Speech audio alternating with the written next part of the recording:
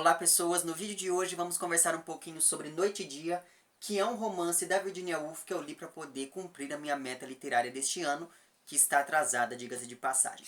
Caso você não saiba quais são os outros livros dessa meta, eu vou deixar lá embaixo o link para um vídeo que eu fiz mostrando cada um desses livros, então caso você não tenha visto, veja lá.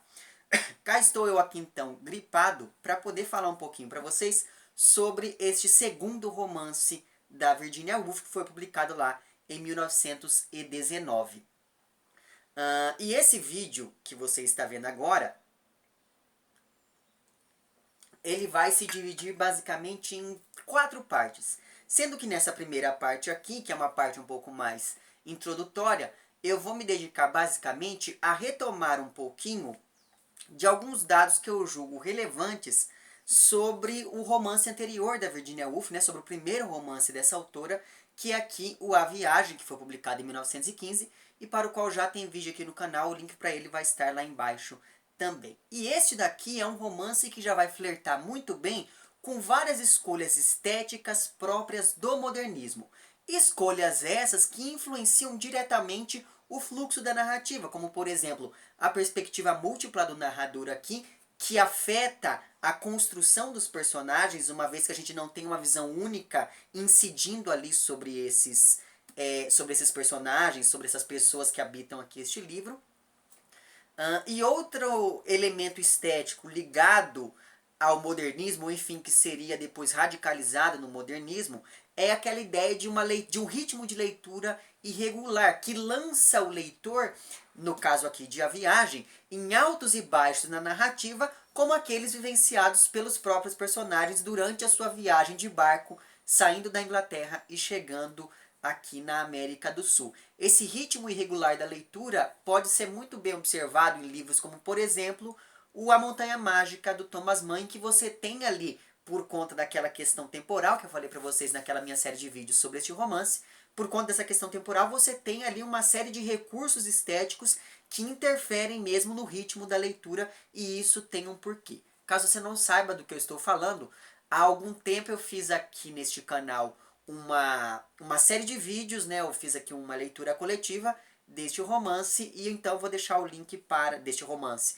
do Thomas Mann, que é lá A Montanha Mágica. Então, caso você não tenha visto aquela minha série de vídeos, eu vou deixar o link para uma playlist lá embaixo, onde constam todos eles, daí você pode se rejubilar com eles, não é verdade?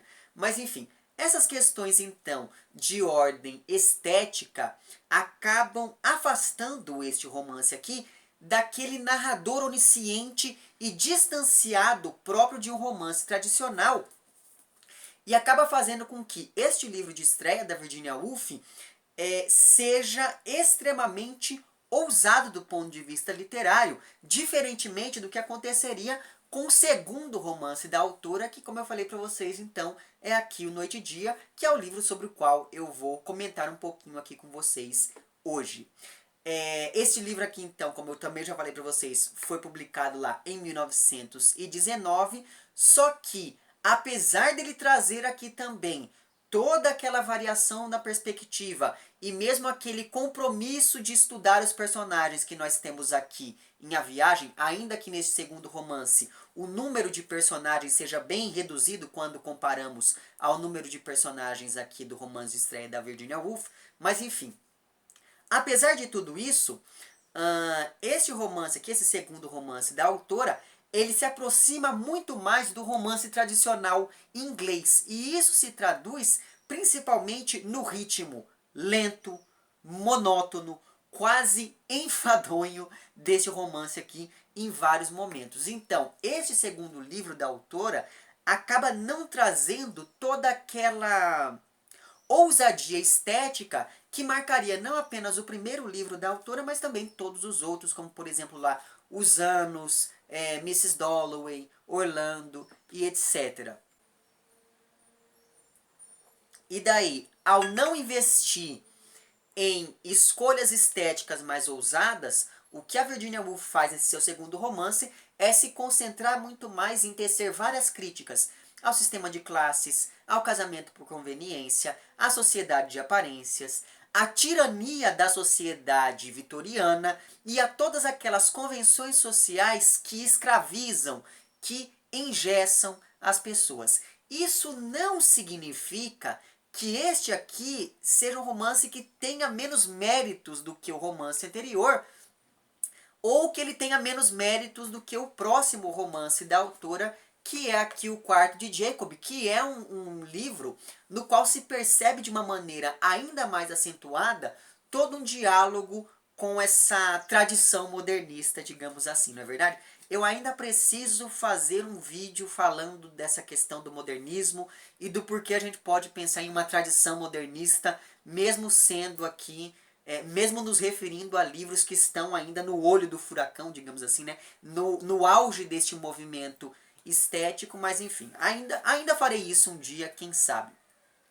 Mas o fato então é que o que eu estou querendo dizer até agora nesse vídeo é que este segundo romance da Virginia Woolf representa um recuo da autora a toda aquela tradição do romance inglês, e justamente por conta disso esse romance ele se torna menos visionário ao focar muito mais nas relações sociais do que em temas que apareceriam, por exemplo, aqui em A Viagem e que seriam recorrentes dentro da obra, de toda a obra da autora, como por exemplo o silêncio, a relação entre literatura e outras artes, a questão do tempo passando, a questão do nada e etc e tal. E quando eu falo aqui de uma filiação temática ao romance clássico tradicional por parte da Virginia Woolf nessa sua segunda obra, eu me refiro mesmo a todo um processo de descrição de uma sociedade, dos seus costumes, dos seus valores e dos seus membros, que é uma coisa muito importante, uma vez que, como eu falei para vocês, esse daqui, tal qual o primeiro romance da autora, também é um estudo muito interessante de personagens. Mas é preciso considerar que Noite e Dia tem um refinamento da linguagem muito interessante, e justamente por conta disso, esse daqui é um livro que ele tem uma escrita extremamente elegante, ao contrário do que acontece, por exemplo, lá no A Viagem, pelo menos ao meu ver. Então, essa elegância dessa linguagem aqui acaba fazendo com que esse seja um romance muito mais sério, muito mais comedido do que aquela quase comédia de costumes que a gente observa principalmente no início aqui de A Viagem, quando você tem aqueles vários personagens ali interagindo entre si, só que tudo é descrito de uma maneira muito alegre, tudo é descrito de uma maneira muito carnavalizada, ao contrário do que acontece aqui. Aqui a coisa fica muito mais soturna, digamos assim, e isso se dá principalmente por conta de uma linguagem que é muito mais rebuscada, uma linguagem que é muito mais elegante. Além disso, por ter aqui um número reduzido de personagens e de situações, apesar de ser um romance bem maior, ele tem 600 e tantas páginas, mas enfim, apesar de tudo isso, Noite e Dia apresenta aqui um movimento constante de construção e desconstrução dos personagens, o que acaba tornando essas criaturas literárias aqui muito mais complexas do que aqueles personagens que a gente observa no romance anterior da autora. E esse movimento de construção e desconstrução das personagens aqui acontece porque nós observamos cada uma delas sob várias perspectivas diferentes por conta dessa questão da narrativa múltipla, né? de uma voz narrativa multifacetada.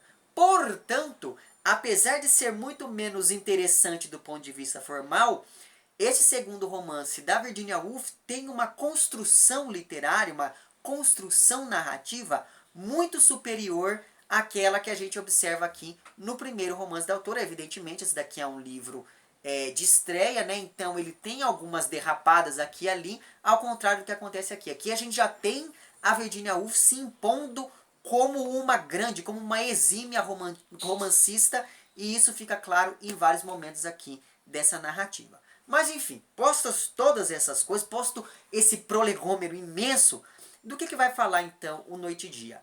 Apesar do seu tamanho monumental, os principais pontos deste romance, segundo a leitura que eu vou propor aqui nesse vídeo para vocês, eles se encontram já no primeiro capítulo. Então, se você ler o primeiro capítulo do romance com bastante atenção, você vai perceber que ele já traz vários temas que vão se repetir e que vão variar ao longo dessas repetições por todo o livro.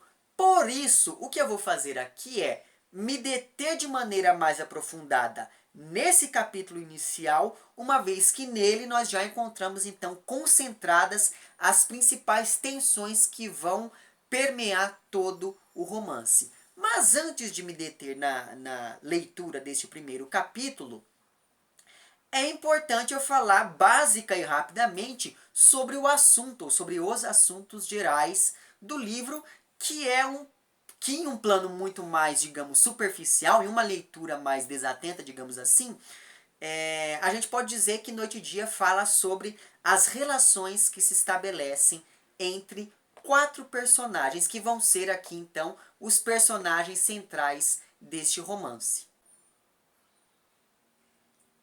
E a primeira dessas personagens, aquela que recebe o maior destaque ao longo do romance, ou talvez seja essa a que receba o maior destaque ao longo do romance, é a Catherine, que é uma moça ali dos seus 25, 26 anos, que pertence a uma família da aristocracia decadente da Inglaterra, que no presente só possui ali um capital simbólico e intelectual. Essa família é assombrada pelo fantasma do avô da moça, que era um grande poeta. E por assombrada eu quero dizer o seguinte, não é? Todas as pessoas sempre se referiam aos membros dessa família da Catherine como sendo os descendentes do fulano de tal que era um grande poeta, o que é um assombro, um tormento, não é verdade? E essa moça, a Catherine, ela não tem maiores preocupações e maiores ocupações do que aquelas que envolvem ajudar a mãe a escrever uma biografia desse tal avô poeta aí. Então, a Catherine é uma moça apática, embotada, alienada, que atende de maneira irrestrita a todas as cobranças familiares, a todas as exigências impostas a uma moça que pertence ali à sua classe social. E tudo isso pode, em um primeiro momento, nos sugerir que essa é uma personagem com pouca profundidade, uma personagem banal demais, uma personagem vulgar demais. Só que conforme a narrativa vai se encaminhando, a gente observa mesmo uma progressão desse caractere aqui que é a tal da Catherine. Por outro lado, nós temos um outro personagem que tem uma participação pífia ao longo do romance, mas eu achei interessante trazê-lo aqui para essa lista de personagens que eu estou comentando agora, que é o William. O William, ele é um pseudo-intelectual patético e inseguro. E é basicamente isso que a gente pode dizer desse sujeito. Por outro lado, nós temos um outro personagem que é muito importante, talvez ele seja ali, ele esteja pau a pau com a Catherine no nível de importância dentro do romance, que é o Ralph. O Ralph, ele é um advogado intelectual e pequeno burguês. Como ele perdeu o pai muito cedo e é um dos irmãos mais velhos de uma família extremamente numerosa, ele acaba sendo ali, ele acaba se tornando ali uma espécie de arrimo de família e tem que decidir coisas como corte de gastos, o destino escolar enfim, financeiro dos membros mais novos da família e esse tipo de coisa. Isso acaba fazendo com que o Ralph tenha uma consciência muito grande de qual é a posição que ele ocupa dentro do sistema social da Inglaterra deste período aqui, que não fica muito evidente, mas talvez sejam mesmo os primeiros anos do século XX. E por fim você tem ali a quarta grande personagem do romance, que é uma moça chamada Mary. A Mary é filha de religiosos e, portanto, ela vem também de uma família bem abastada, digamos assim. Só que, desde muito cedo, a Mary ela acaba adquirindo um senso crítico extremamente forte, graças ao qual ela acaba se rebelando contra várias coisas que estão imbuídas ali nesse sistema patriarcal ao qual ela pertence. Por conta disso, então, a Mary, desde muito cedo, vai trabalhar em um escritório. Ela, desde muito cedo, se engaja no movimento sufragista e em outras questões do feminismo da época. Então, ela vai representar aqui dentro deste romance toda uma modernidade pungente ali neste momento do desenvolvimento do pensamento humano. Só que toda essa modernidade representada pela Mary está ausente quando a gente pensa, por exemplo, na Catherine, que é a personagem que vai ganhar ali um maior destaque. E a Mary, ela está sempre ali à frente do seu tempo, ela é uma pessoa na vanguarda ali, justamente porque ela sabe que uma mulher pode ser e pode fazer muito mais do que aquilo que o sistema impõe, ao contrário do que acontece com a Catherine, que se anula completamente just por se render àquilo que as pessoas esperam dela, por se render àquilo que ela pode fazer pertencendo à classe que ela pertence. O problema é que, conforme o romance avança, nós começamos a perceber que essa Mary, ela vai abrindo mão de tudo, da família, dos amigos, do amor e mesmo de si mesma, em prol de uma causa maior, que é a luta pelos direitos da mulher. Então, é interessante observar que essa personagem, apesar dela ser o completo oposto da Catherine, ela anula a própria individualidade por ser politizada demais, do mesmo modo como a Catherine anula a própria individualidade por não ter politização nenhuma, por aceitar tudo calada e esse tipo de coisa. E não ter ali uma preocupação política e social que vá para além de escrever a biografia do avô. Ou melhor, ajudar a mãe a escrever a biografia do avô. Muito bem. E aí, apresentados os personagens, então, começam as complicações que vão movimentar o enredo deste romance em uma espécie de quadrilha lá do Carlos Drummond de Andrade. Porque a Mary gosta do Ralph, mas ele gosta da Catherine, que por sua vez é noiva do William. Isso acaba fazendo com que essa narrativa aqui seja cheia de eventos que colocam esses personagens em contato direto uns com os outros. Contato direto e por vezes inverossímil, porque eu acho incrível que uma cidade do tamanho de Londres, todo mundo consegue se encontrar ali na rua, mesmo quando eles viajam para outras cidades. Ninguém combina nada, mas todo mundo viaja para o mesmo lugar, se hospeda ali, todo mundo um perto do outro, se encontra na linha do trem e esse tipo de coisa. Só que, apesar de inverossímeis, esses encontros acabam nos mostrando que esses personagens são todos opostos uns aos outros. E a oposição me parece ser a grande engrenagem que movimenta o enredo aqui deste romance. Porque nós temos lá a oposição entre a Mary e a Catherine, a oposição entre o Ralph e o William, a oposição entre a noite e o dia, que já é apontada aqui desde o título. Então, só de você olhar para o título, você já percebe que existe esse movimento de opostos ali, ele vai estar muito presente ao longo de todo o romance. Você tem ali uma oposição entre a aristocracia e a burguesia, entre o campo e a cidade, entre o trabalho e a liberdade, entre a politização e a neutralidade, digamos assim, por mais que eu não acredite na neutralidade, mas tudo bem.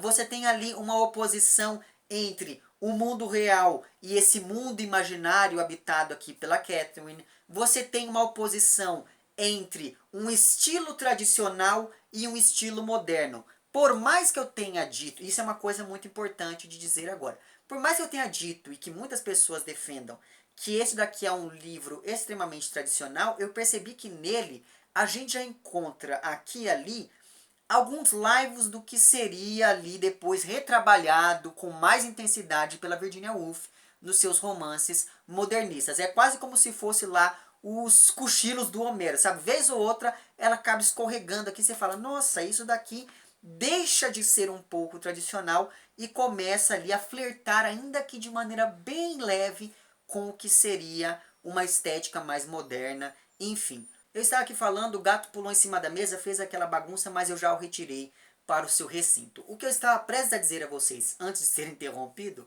é o seguinte: o foco do romance não é simplesmente apontar o contraste, a tensão entre esses elementos opostos, mas sim desenvolver um argumento sobre a necessidade da relação entre esses opostos, porque não se trata aqui de um livro chamado Noite ou Dia, não é?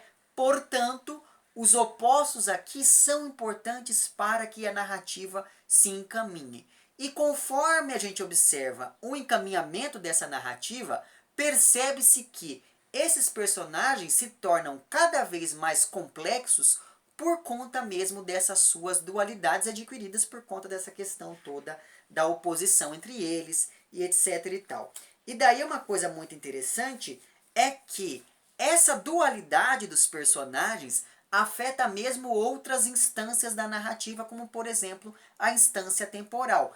Porque o tempo do romance, conforme ele vai avançando, esse tempo ele deixa de ser cronológico e passa a ser simultâneo, porque nós acompanhamos o que cada um dos personagens está fazendo em um mesmo momento. E daí sobre isso, na página 242, que é o início do capítulo 16 aqui, é dito o seguinte: na mesma noite escura, quase que na mesma faixa de céu estrelado, Catherine examinava o tempo. Então veja que, é claro que eu não vou ler o parágrafo inteiro, mas enfim. Então veja que no capítulo anterior, nós estávamos ali, enfim, acompanhando uma conversa entre o Ralph e a Mary. E daí no próximo capítulo, no capítulo 16 aqui, é dito que naquela mesma região, naquele mesmo tempo, a Catherine estava fazendo outra coisa. Então veja que nós não estamos mais acompanhando uma coisa que vem depois da outra, mas sim duas coisas que correm em paralelo. Essa simultaneidade do tempo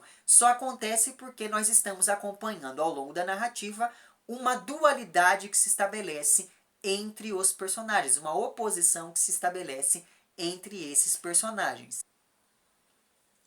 E pensando agora em uma dualidade estética do livro, né, do Noite e Dia, é interessante perceber que, apesar de estar muito próximo do romance tradicional inglês, essa daqui é uma obra que conserva alguns dos elementos que já estavam presentes lá em A Viagem, de 1915, e que o aproximam, então, do romance moderno. Essa dualidade aqui presente, essa dualidade estética entre o tradicional e o moderno presente aqui em Noite e Dia, aparece, por exemplo, quando a gente percebe que o segundo capítulo, que é o capítulo que vai tratar da realidade familiar do Ralph, ele é extremamente descritivo, enquanto o terceiro capítulo, que traça um panorama histórico sobre a família da Catherine, se constrói quase que em um único fluxo de pensamentos, ainda que nós não possamos chamar o que nós temos aqui de um fluxo de consciência, porque afinal de contas ele ainda é muito organizado dentro dos moldes da narrativa tradicional. Enfim, mas veja, é muito interessante observar que você sempre tem essa oposição entre um capítulo que é extremamente descritivo e um capítulo que vai mais fundo na subjetividade desses personagens. Além disso, essa tensão entre o moderno e o tradicional também aparece, por exemplo, nos momentos em que a Catherine está ali contemplando as estrelas para poder voltar aqui ao título do livro, não é? Porque esses momentos sempre começam muito descritivos e depois vão se tornando cada vez mais subjetivos, cada vez mais etéreos, conforme o pensamento dessa personagem vai contaminando a voz do narrador. E eu estou falando aqui tanto dessa personagem que é a Catherine, porque ela é a que mais muda ao longo do romance. Nós percebemos que ao longo do desenvolvimento da narrativa, nós percebemos que toda aquela pressão familiar, aquele fantasma do avô, começam ali a incomodar essa personagem, sobretudo depois que ela entra em contato ali com o Ralph, e a gente percebe que os dois sentem algo um pelo outro, mas ela já está comprometida ali com William.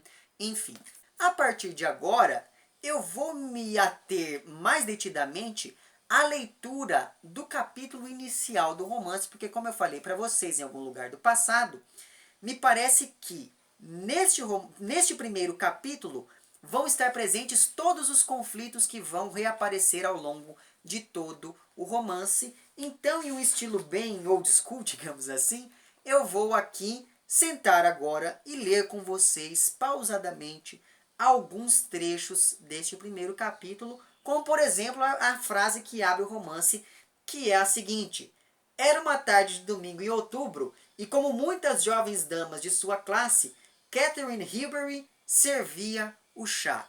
Só na primeira frase do romance, nós já começamos a perceber que essa é uma personagem ali da alta sociedade, porque afinal de contas, Tomar chá se apresenta ali como um costume de jovens damas de uma determinada classe. Então veja que só nessa primeira frase a gente já entende mais ou menos qual é a posição que essa personagem ocupa ali na sociedade inglesa. Pois bem, aí ele vai falando, tal, etc e tal. De repente, na página 12, nós começamos a perceber ali um descritivismo cada vez maior que se inicia nesse momento, e esse descritivismo se liga muito àquela ideia de uma vida de aparências da aristocracia decadente.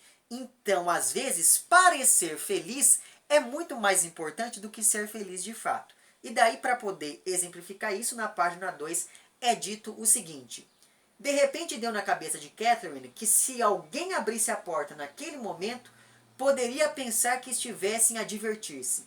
Pensaria, que casa encantadora, e instintivamente riu, dizendo qualquer coisa presumivelmente para aumentar o burburinho em benefício do bom nome da casa, uma vez que ela própria não sentia qualquer animação. Então veja que aqui nós já temos aquele movimento de oposição entre os pensamentos da personagem e as ações que ela faz para poder ali se inserir naquela sociedade a qual ela pertence. E daí nas páginas 12 e 13 é muito interessante porque nós temos aqui a primeira grande tensão que se estabelece a partir da chegada do Ralph nesse ambiente tão aristocrático e esse tipo de coisa. Porque o Ralph está vindo ali da rua e percebe-se claramente uma oposição entre todo aquele alarido da rua, toda aquela agitação da rua e aquele marasmo que ele encontra ali no salão aristocrata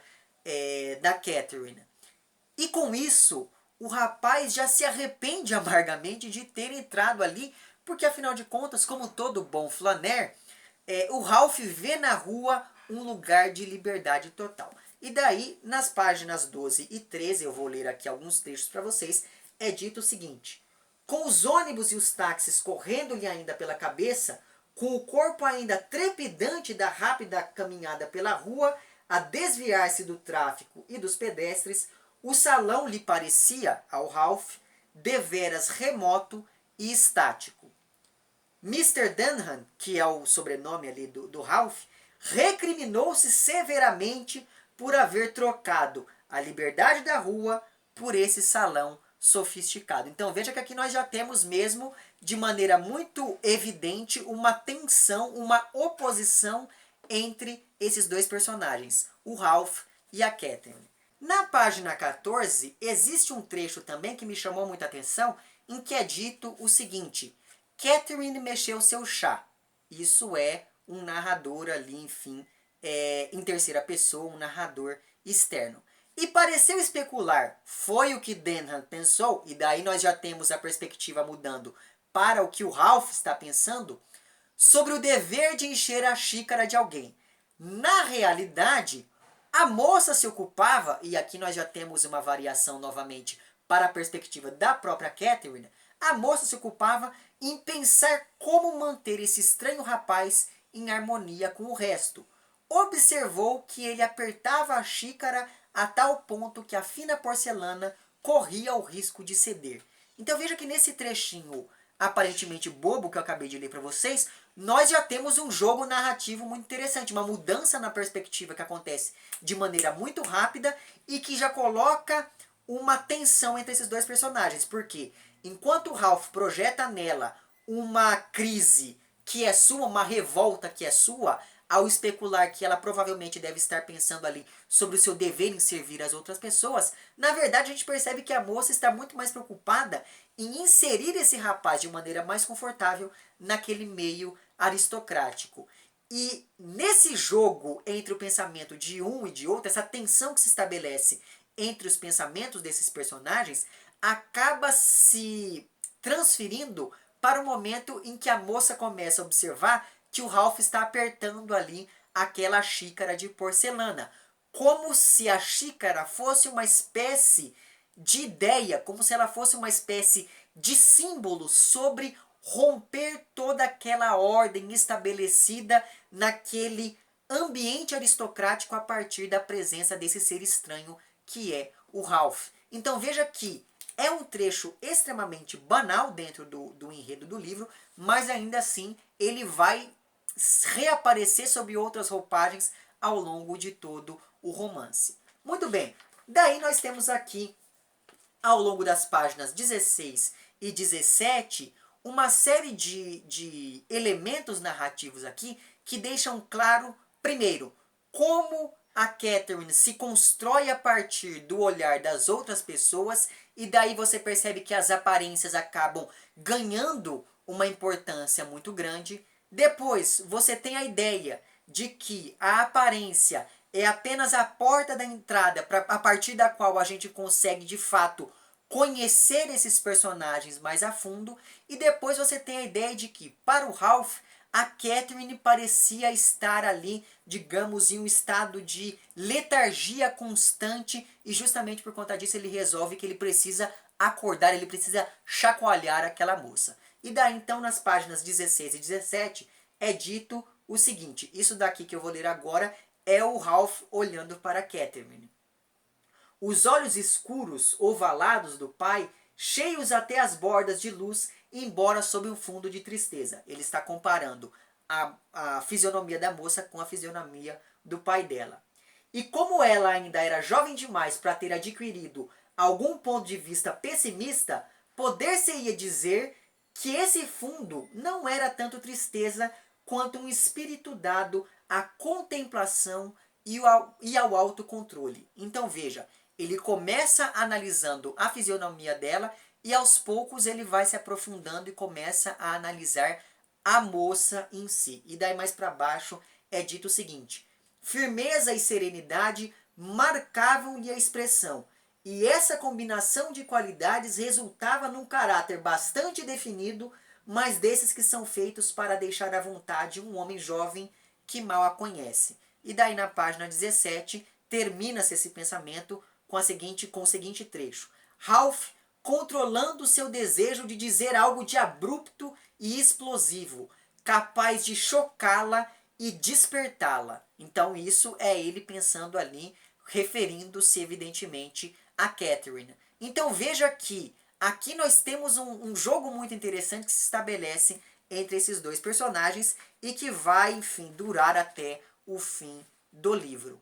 Muito bem, daí o que acontece? O Ralph chega então nesse salão, a gente percebe que se estabelece uma animosidade entre ele e a Catherine, e daí a mãe da moça olha para a filha e diz: olha, Catherine, vai até ali, mostra o escritório do seu avô para esse seu novo amigo, para que vocês tenham algo para conversar, enfim. E daí essa cena que eu vou, esse trecho que eu vou ler aqui agora para vocês, está na página 20 dessa minha edição, e acontece, se passa justamente ali, nesse momento em que esses dois personagens estão sozinhos nesse escritório, em que é dito o seguinte então: ela, Catherine, contemplava o avô, e pela milésima vez caía num agradável estado de sonho, em que parecia ser a companheira desses homens gigantescos, ou pelo menos pertencer à sua linhagem. E o presente momento, insignificante, ficava superado. Então veja que nós temos aqui, por um lado, essa moça que tem uma ligação muito forte com o passado e com a tradição familiar, ao mesmo tempo em que ela apresenta ali toda uma repulsa muito grande ao presente e a tudo aquilo que é novo. Por outro lado, nós temos aqui na página 26, descrito de uma maneira muito interessante, a relação que o Ralph tem com o próprio passado familiar, e daí ele diz o seguinte: não temos na nossa família nenhum grande homem. E fico feliz com isso, detesto grandes homens. O culto da grandeza do século XIX me parece explicar a desvalia dessa geração. Então, se por um lado a Catherine tem toda essa questão mais ligada de uma maneira muito íntima ao passado, o Ralph nega um passado glorioso, porque para ele ter um passado glorioso acaba aprisionando a pessoa a uma memória que não é dela. E graças a essa diferença que se estabelece nas visões do mundo ali desses dois personagens, e graças ainda àquela necessidade que o Ralph tem de tentar chacoalhar a Catherine, de tentar tirá-la desse estado de letargia constante no qual ela se encontra, Surge então o primeiro grande embate explícito entre esses dois personagens, quando ele começa a questionar ali todo o estilo de vida da moça e de sua família, porque o embate havia se estabelecido desde o início, só que de uma maneira muito mais velada. É só a partir de agora que ele vai se tornar de fato evidente. E esse embate acontece aqui em alguns trechos das páginas 21, 22 e 24 que eu vou ler aqui para vocês. Então é dito o seguinte, isso quem está dizendo aqui é o Ralph. Deve ser aborrecido mostrar as coisas de vocês às visitas. Você está limitada por todos os lados, porque afinal de contas, ele está falando aqui que ela era a descendente de um grande poeta, então se um dia ela fosse querer ser poeta, por exemplo, ela não poderia porque haveria uma filiação imediata. E daí na página 24, ele finaliza da seguinte maneira: você nunca saberá coisa nenhuma de primeira mão. Tudo já foi feito para você. Você nunca saberá o prazer de comprar uma coisa depois de ter economizado para isso, ou de ler um livro pela primeira vez, ou de fazer descobertas. Então veja que a partir desse momento a gente percebe que de fato esses dois personagens são opostos um ao outro. E com tudo isso, evidentemente, o Ralph acaba desejando escapar ali daquele lugar, como se ele fosse, como se esse salão da família da Catherine fosse uma espécie de teia de aranha. E ele deixa claro, ao fugir desse ambiente, que ele não seria ali uma mosca, que ele não cairia, ele não se deixaria apanhar por aquela armadilha que é a aristocracia decadente do início do século XX. E daí nas páginas 28 e 29, que é bem no finalzinho do capítulo 1 e no início do capítulo 2, é dito o seguinte: dizer adeus e escapar foi como abrir caminho a custo por entre um labirinto de teias de aranha cintilantes como gemas. O rapaz fechou a porta com uma violência maior do que a usada por qualquer das visitas naquela tarde. Estava alegre por sentir-se fora daquele salão. Então veja que, como eu falei para vocês desde do início desse vídeo, logo no primeiro capítulo a gente já percebe que essa questão dos opostos vai ser muito importante ao longo de todo o livro, e essa questão que já se apresenta no início vai voltar repetidas vezes ao longo do desenvolvimento do enredo. E agora então, só para poder concluir aqui esse vídeo, que já deve ter ficado gigantesco, não é verdade? Como dá para perceber, Noite e Dia é um romance que tem um enredo banal, que tem um fio narrativo pífio e que tem personagens que beiram mesmo o ordinário de tão comuns. Porém, é interessante observar como que a Virginia Woolf trabalha todos esses elementos simples na construção de um livro tão sofisticado quanto este seu segundo romance aqui. E no fim das contas, se eu tivesse que dizer assim, do que o romance trata, me parece que ele fala de duas coisas basicamente. Primeiro, de como que a diferença social influencia uma pessoa e suas relações. E segundo, me parece que o romance trata do relacionamento entre a aristocracia decadente, que só tinha ali um capital intelectual, e essa burguesia emergente tentando ganhar um espaço, tentando firmar um espaço na sociedade de então. Só que, ao tratar desses dois tópicos, a autora acaba deixando claro em Noite e Dia que não existe mais espaço para uma narrativa tradicional. E é por isso que, em vários momentos aqui, a gente já começa a observar mesmo vários elementos modernos na construção deste romance. Então, do mesmo modo como não existe mais espaço para uma narrativa tradicional, existem aqui os cochilos da Virginia Woolf, não é? Do mesmo modo, então, como não existe espaço mais para uma narrativa tradicional no mundo moderno, também não existe mais espaço para uma sociedade tradicional com todas as suas convenções, com todas as suas regras, como por exemplo aquelas que dizem respeito ao casamento e a toda uma instituição familiar. Então me parece que por mais que a Virginia Woolf tente aqui se aliar ao tradicional, ela faz isso justamente para criticar a tradição de uma perspectiva endógena. E pensando nesse livro como resultado desse processo, me parece que ela se saiu muito bem nesse seu intento, e é justamente por conta disso que eu indico fortemente mais essa leitura da autora. Vou deixar lá embaixo o link para onde você pode comprar o livro e com isso me ajudar, não é verdade? E é isso então. Se você gostou do vídeo, não esqueça de curtir e de compartilhar. Caso você não tenha gostado, não esqueça de dizer lá embaixo por que não gostou. Se você está inscrito no meu canal, muito obrigado pela sua inscrição. E caso não esteja inscrito, se inscreva também lá embaixo. Um amplex para vocês todos, até o próximo vídeo e tchau!